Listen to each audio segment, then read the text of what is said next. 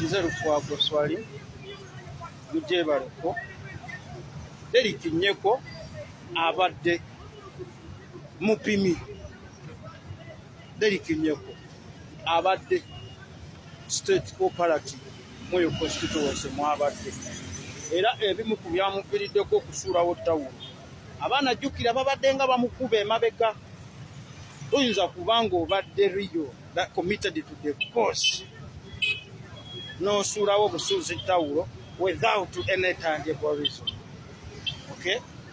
Kati katugende mu kulowooza okw'amaanyi.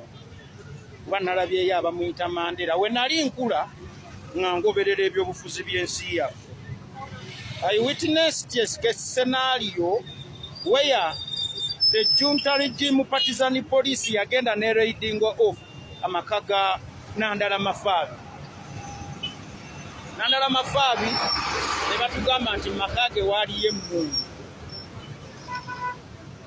Ekintu kyekimu kyaliwo ku Derrick Nyeko. Omanyi, actually we have a gullible docile sensationist society with the people who don't actually reach to a conclusive end of the way political events are unfolding. Did we take time actually to reach to a conclusive end of what really was behind police raiding Derrick Nyeko's home on grounds that Derrick Nyeko was possessing weapons? Kyekimu kye baalekuuka ku kye baakola Nandala Mafabi naye babikola ku bantu abaabwe in one way or the other ababa disappointing oba aba trying like to let them down. Constituencies ez'Emakindye from time immemorial ababadde bazikulembera babaddenga ba state operative Sam Simbo Ibrahim Kasozi. Those have been Museveni's morals within opposition. Era President His Excellency Bobi Wine, this is my humble appeal to you. Constituencies Rubaga n'ez'Emakindye bonna abazirimu bapimi. Abamu badiringa ne Salim Sale, abamu badiringa ne Iso, abamu badiringa ne Jati, abamu badiringa ne Semwali. Yeyo context lwaki Derrick Nyeko we bamutadde ku nninga yasuddewo ggulu kuba ne wabadde ngalaga nga abaana bamwatakinga bw'atakinsi. Ebadde moral, pure moral kabisa. Atalina kyasobola tugamba. Ko tunulira oyo muganda wa Nabi. Tunulira oyo Rosias Mukasa. Okay? Rosias Mukasa.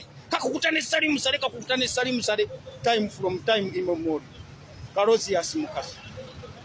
So waliwo ono omukyalo ono Eginia Nassolo pate etuyambe erememu wakati oyo nze kennyini namwengejinga ku Dream TV back in the 2021 elections ne mubuuza nyabo ovaaki ne Nuupu lwaki togyegattako kati we yalaba nti Nuupu yeriko amasannyalaze.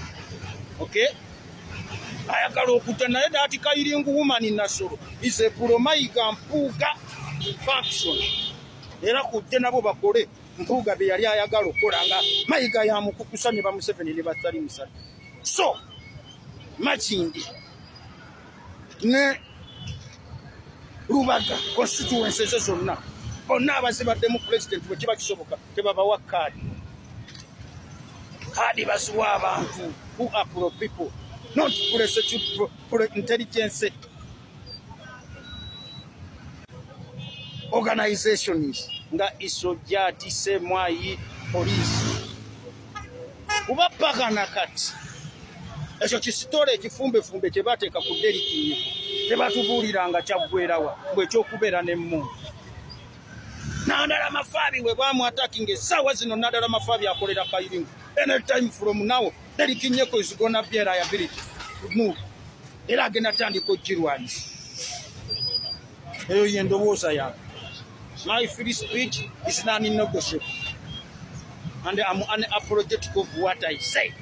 And I'm not responsible for how you understand what I come up with, but I'm responsible for what I speak. That is me. Mr. Lukwago Swali.